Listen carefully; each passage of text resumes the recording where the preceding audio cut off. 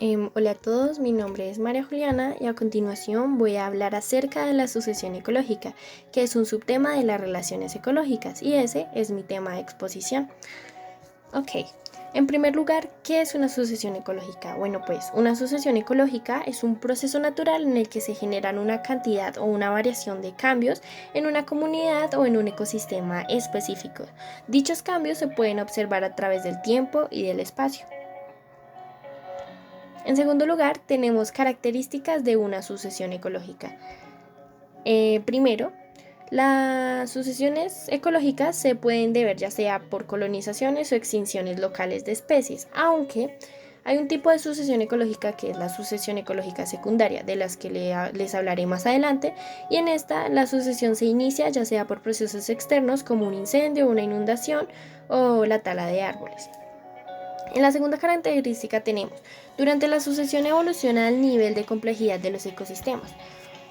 Como aquí podemos notar, comenzamos en un ecosistema poco desarrollado y continuamos a un ecosistema más desarrollado.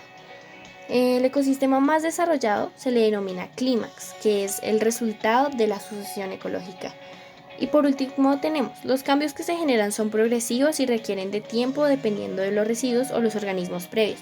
De esto les voy a hablar un poco más adelante. Eh, Tipos de sucesión ecológica. En primer lugar, sucesión ecológica primaria. En la sucesión ecológica primaria encontramos que se desarrolla en una zona carente de comunidad preexistente, es decir, en un lugar donde no hay individuos aún. Y hasta ahora se está iniciando el proceso de sucesión ecológica. Este proceso inicia con la extensión del suelo como la capa biológica activa o puede ser una piedra, como les explicaré un poco más adelante. Esta extensión de capa biológica contiene unos microorganismos y estos microorganismos son los que van a ayudar con la colonización del suelo para que se pueda generar la sucesión ecológica. Unos ejemplos que encontramos dentro de la sucesión ecológica primaria son las islas volcánicas y los retrocesos de los glaciares. Ok, en segundo lugar, o segundo tipo de sucesión ecológica es la sucesión ecológica secundaria. En la sucesión ecológica secundaria encontramos que se produce cuando se ha destruido el ecosistema que ya existía, donde sí había en organismos o seres vivos preexistentes, como les nombraba anteriormente, ya sea por incendios, inundaciones o talas de árboles, etc. Y por tanto se debe iniciar el proceso de sucesión. Ahora, aquí les voy a hablar sobre los residuos. Entonces, los residuos son aquellos organismos pertenecientes a la comunidad anterior de que se produciera el suceso. Estos residuos que quedan después de que se produciera el suceso que les digo, como los incendios, inundaciones y talas, son los que pueden ayudar a que la recuperación del ecosistema sea más rápida.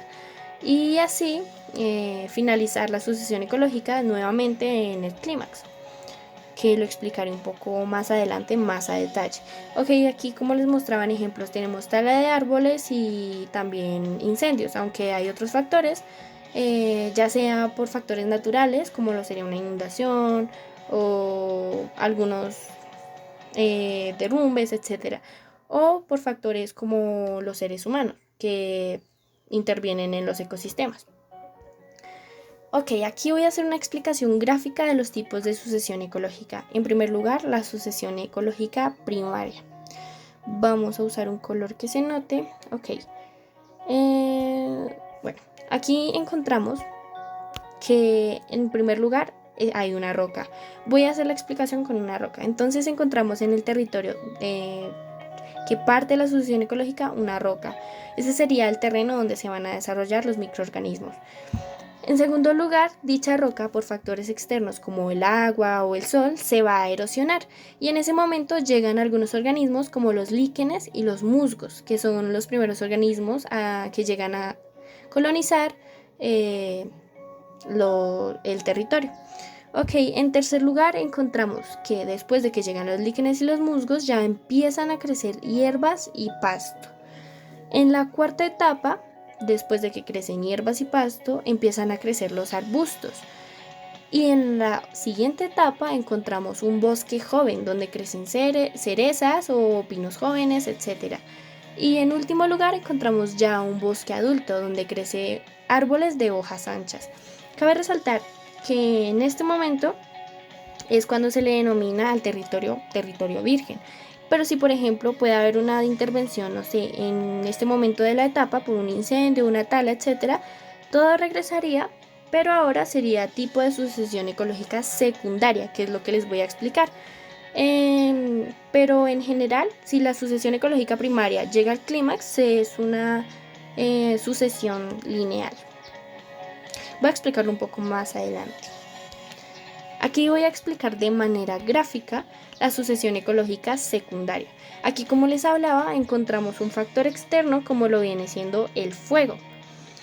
Este factor externo puede dejar residuos, como lo que les hablaba anteriormente. Esos residuos pueden ser organismos, árboles, plantas, seres vivos. Estos seres son los que van a ayudar a que este proceso sea en el menor tiempo posible.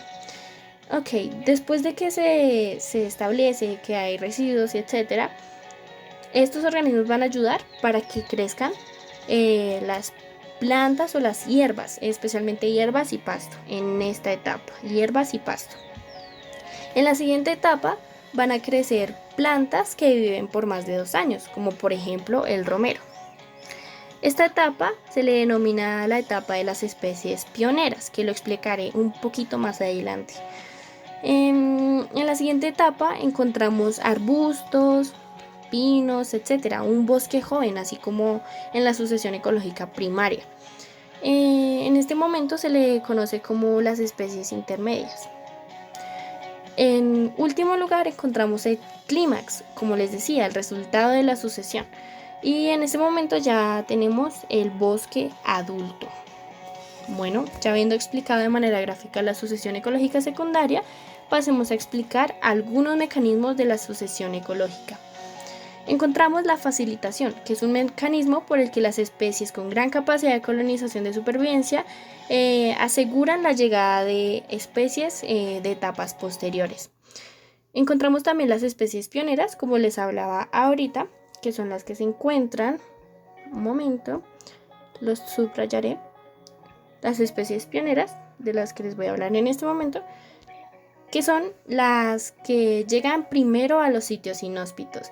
Estas son las que tienen una gran capacidad de colonización, pero una baja capacidad de competir cuando los recursos son escasos. Y en ejemplos tenemos los líquenes, como les decía anteriormente, que son los primeros organismos en colonizar, los musgos, los insectos, etc. Ok, ahora voy a hablarles un poco de las especies vegetales pioneras.